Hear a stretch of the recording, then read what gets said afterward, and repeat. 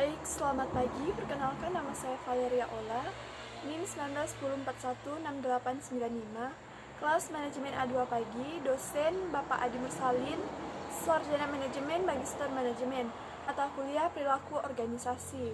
Baik, di sini saya akan membacakan hasil ringkasan saya dalam bab keempat yang berjudul Sikap, Perilaku, dan Kepuasan dalam Bekerja.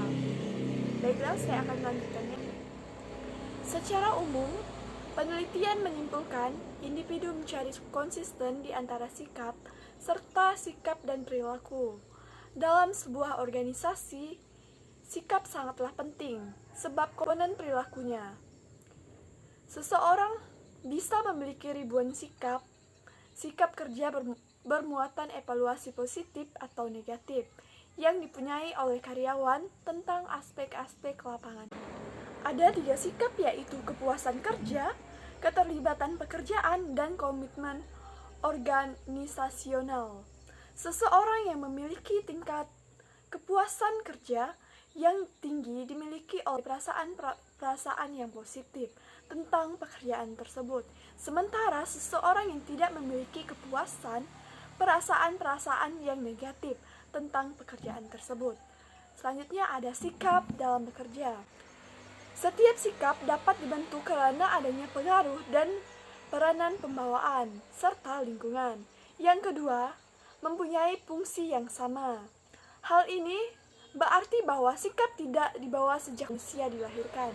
Sikap adalah keteraturan perasaan dan pikiran, dan kecenderungan aspek lingkungannya. Sikap seseorang tercermin dari kecenderungan perilakunya dalam menghadapi suatu kondisi atau situasi lingkungan yang berhubungan dengannya.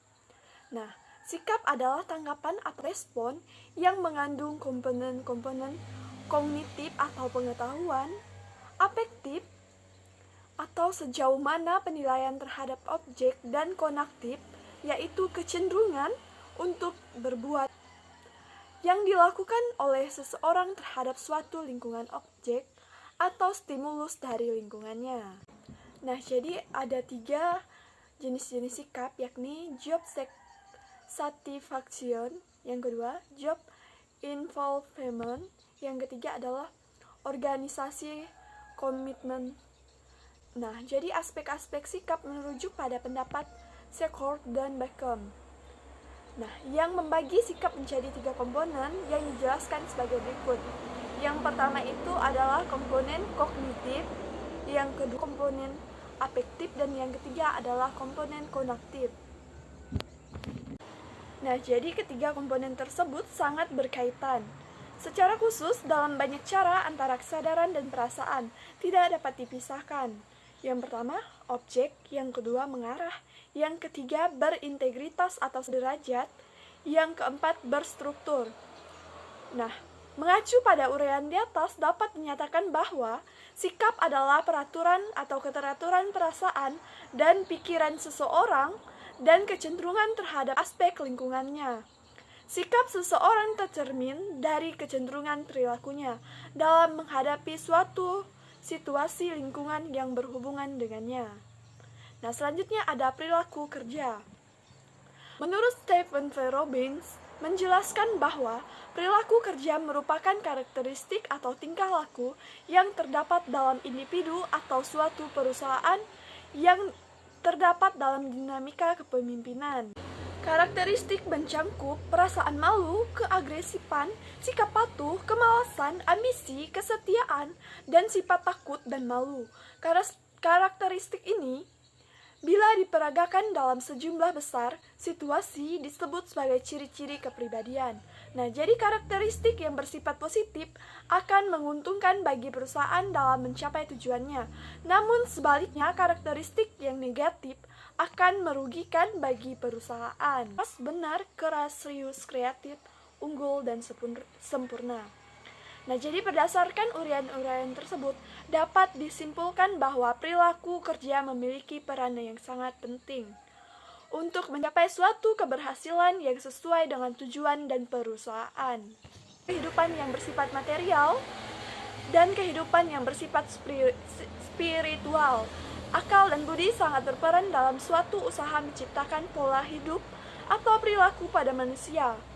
Selain akal dan budi tersebut, ada beberapa faktor yang mempengaruhi manusia, seperti yang diutarakan oleh Kritler and Koenigs. Yang pertama, motivasi, kedua sikap, yang ketiga keyakinan, yang keempat imbalan dan hukum, yang kelima adalah budaya. Nah, perilaku kerja yang terjadi di suatu perusahaan dapat dipengaruhi oleh beberapa faktor seperti berikut ini. Yang pertama, lingkungan kerja. Di dalam suatu lingkungan kerja yang harus benar-benar dapat memberikan rasa aman bagi para pekerja. Yang kedua, konflik. Nah, jadi konflik dapat konstruktif atau destruktif terhadap fungsi dari suatu kelompok atau unit. Baik, selanjutnya ada kepuasan kerja. Nah, ada pengertian kepuasan kerja. Beberapa ahli manajemen sepakat bahwa kepuasan kerja adalah efektivitas atau respon emosional terhadap berbagai aspek pekerjaan. Definisi ini berarti bahwa kepuasan kerja bukanlah suatu konsep tunggal. Dapat disimpulkan bahwa kepuasan kerja merupakan suatu sikap yang positif yang menyangkut penyesuaian diri yang sehat dari para pekerja terhadap kondisi dan situasi kerja, termasuk di dalamnya masalah upah, kondisi sosial, kondisi fisik, dan kondisi psikologis. Nah, jadi ada beberapa korelasi kepuasan dalam bekerja. Terdapat beberapa korelasi atau hubungan kepuasan dalam bekerja, antara lain, yang pertama motivasi, yang kedua keterlibatan dalam pekerjaan, yang ketiga perilaku sebagai anggota organisasi yang baik, yang keempat komitmen organisasional, yang kelima ketidakhadiran, yang keenam berhentinya karyawan, yang ketujuh stres yang dirasakan, yang kedelapan adalah presentasi kerja. Nah, jadi mengukur kepuasan dalam bekerja ada dua metode pendekatan untuk mengukur kepuasan kerja. Yang pertama adalah angka nilai global tunggal atau single global rating. Yang kedua, skor penjumlahan atau summation score. Selanjutnya, respon karyawan dalam mengungkapkan ketidakpuasan. Yang pertama ada exit, ketidakpuasan yang diungkapkan lewat perilaku yang diarahkan untuk meninggalkan organisasi. Yang kedua, suara atau voice, ketidakpuasan yang diungkapkan melalui usaha aktif dan kontraproduktif untuk memperbaiki kondisi.